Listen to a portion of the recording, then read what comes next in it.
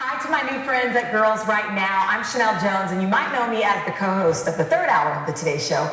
And I am so proud of you for all your commitment to using your voice to inspire change. Your stories can change the world. I received a few questions from a very special and talented Girls Right Now mentee, Kayla Morgan, so I'm going to dive right in.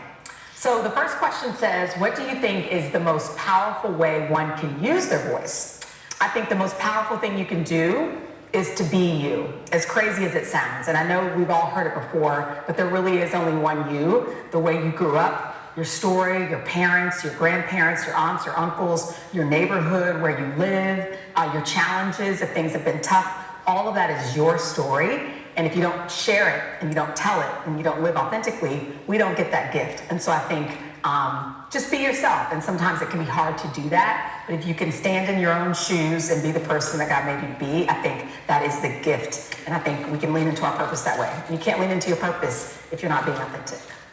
Okay, the next question. How did your family's long line of doctors impact your journey as a journalist? That's a good question. So my grandfather was a physician growing up, is a physician.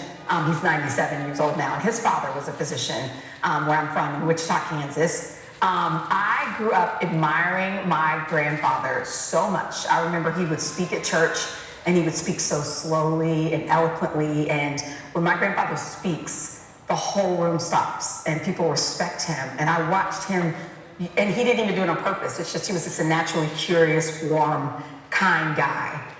And I admired that. So did I want to go to med school? Absolutely not. But that base of being inquisitive and caring and warm and the power of your voice, all of that kind of stuff, I think it planted a seed in me.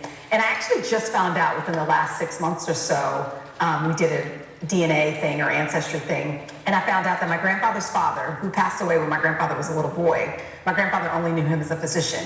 We found out that he actually started a black newspaper in our hometown, and no one ever knew about it until we got this ancestry paperwork. So it's pretty cool. I was not the first journalist in my family. My great-grandfather was. So there you go. One more question. What did embracing your natural hair teach you about individuality as an anchor woman? Ooh, that's a really good question. So during the pandemic, as you know, if you were watching TV news or if you were watching anything on television, a lot of us are doing stories from home. And so here at the Today Show, we have a hair department, we have makeup people, but during COVID, we didn't have any of that. And so I had to start doing my hair on my own. So part of me kind of felt like, you know what, if there's ever a time to embrace your natural hair, it's gonna be now. So that was one part of it.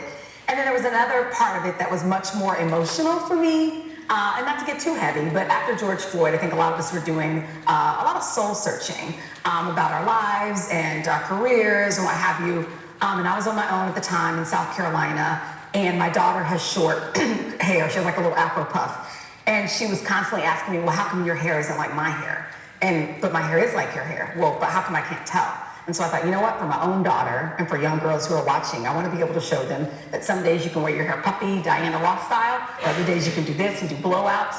But the beautiful part about our hair is that it can do both. And for so long, especially as a news lady, we tried to fit into this mold, right? And so you try to look like who you see on TV. And so if you don't see anybody on television who doesn't look like you, or who looks like you don't even know that there are options. And so I feel a responsibility now to be my full self as much as I'm telling you to. So some days if I want to wear a big ponytail puff, I will and I can. And days when I blow it out, I can do that too. So I'm hoping that I am trailblazing, and I'll look up one day and who knows, you'll see a girl in Today's Show with braids.